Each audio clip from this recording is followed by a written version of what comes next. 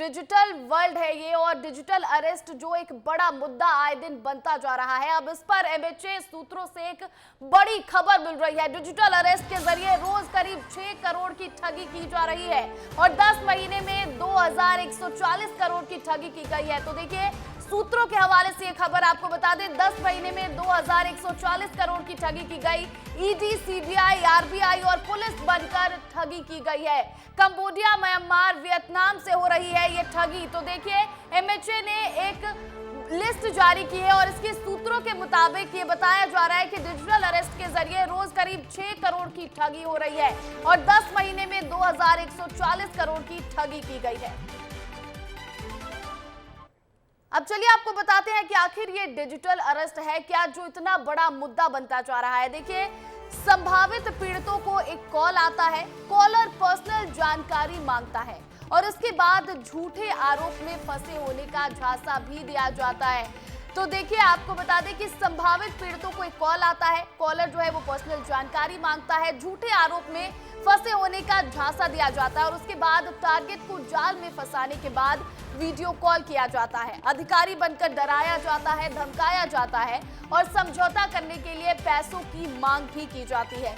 तो देखिए, digital arrest क्या है ये आपको बता रहे थे। अब इसी खबर पर अधिक अपडेट के साथ हमारे सहयोगी राकेश चौधरी लाइव जुड़ गए, सीधा उनका रुख करेंगे। राकेश, डिजिटल अरेस्ट जो है वो आए दिन एक बड़ा मुद्दा बनता जा रहा है। हालांकि प्रधानमंत्री तक अपील कर चुके हैं कि डिजिटल अरेस्ट से सावधान रहने की जरूरत है। बावजूद इसके अब जो एमएचए के सूत्रों से जो खबर मिल रही है, एक दिन में 6 करोड़ रुपए की ठगी होती है, रोक क्यों नहीं लग पा रही इस पर?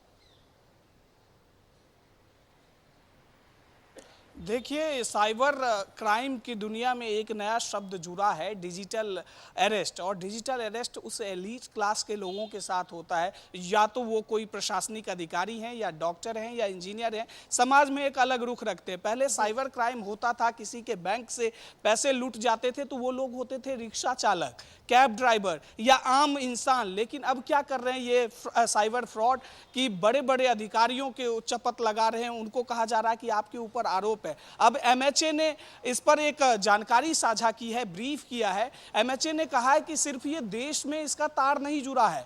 पहले साइबर फ्रॉड जामताड़ा या कोलकाता से होता था, वहां से पूरे देश के महानगर के लोगों के अकाउंट से पैसे गायब किए जाते थे। लेकिन अब इसके तार विदेश से जुड़ रहे हैं। प्रतिज्ञा, वियतनाम से, सऊदी अरबिया से, ऐसे ऐसे देशों से ये साइबर ठग बैठकर वहां से लोगों के अकाउंट में चपत लगा रहे हैं। पिछले दिनों पीएम मोदी ने साफ तौर पर अपील की थी और इस पर रोक लगाने के लिए लोगों को आगे आने के लिए कहा था। उन्होंने कहा था कि कानून व्यवस्था में ऐसी कोई चीज नहीं है, ऐसा कोई डिजिटल अरेस्ट जैसी बंदिशें नहीं है। आप लोग खुद ही आगे आइए, सोचिए, ठहरिए और एक्शन लीजिए। तो पीएम ने ये मूल मंत्र दिया था, सीधे तौर पर अपील किया है लोगों से और कहा है कि डिजिटल अरेस्ट जैसी कोई चीज नहीं है, आपको सावधान रहने की जरूरत है। अब ऐसे में आप सावधान कैसे रहें, कैसे बचें, ये भी हमारे दर्शकों को बताते हैं। राकेश, आप बने रहिएगा हमारे साथ। देखिए, डिजिटल अरेस्ट से कैसे बचें ये जानना हम सबके लिए बेहद जरूरी है।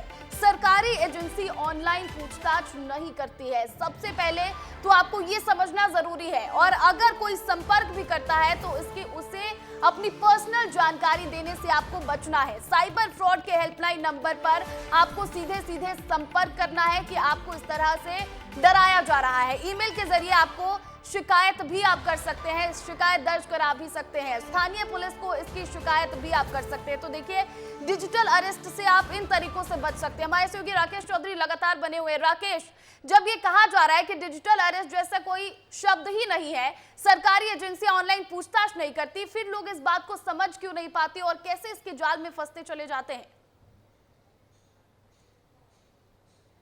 देखिए प्रतिज्ञा, जागरूकता की ज़रूरत है। सबसे पहले क्या होता है कि आम इंसान पैसों की लालच में, थोड़ी बहुत पैसों की ज़रूरत होती है तो कई अनवांटेड ऐप फ़ोन में डाउनलोड कर लेते हैं। अब चूंकि बैंक बार बार जाना नहीं होता है, लोग ऐप के माध्यम से ही अपना ट्रांजैक्शन करते हैं, तो वो अलग अलग जगह पे अलग अलग ब्राउजिंग साइट पर जाकर अपना डिटेल फिल कर देते हैं। कई बार उन्हें मालूम भी नहीं होता है, वो डिटेल फिल कर चुके होते हैं। लेकिन ये जितने भी अनऑथराइज ऐप है या तुरंत पैसे देने वाले जितने भी मोबाइल फाइनेंशियल ऐप हैं, ये सारा डेटा लीक कर देते हैं और लीक करने के बाद ये चला जाता है अलग अलग फ्रॉड के पास। इसके बाद आपको स्पैम कॉल मिलेगा। उस पर कई बार क्या होता है कि इंसान जागरूकता के अभाव में अपना जो OTP होता है वो भी शेयर कर देता है। इससे पैसे जो है लेन देन हो जाता है, उन्हें पता भी नहीं चलता। जब महीनों बाद वो बैंक अकाउंट में अपना ट्रांजैक्शन देखते हैं तो उनको लगता है कि उनके साथ ठगी हो गई है। सरकार लगातार जागरूकता अभियान चला रही है। पीएम मोदी खुद भी अपील कर रहे हैं,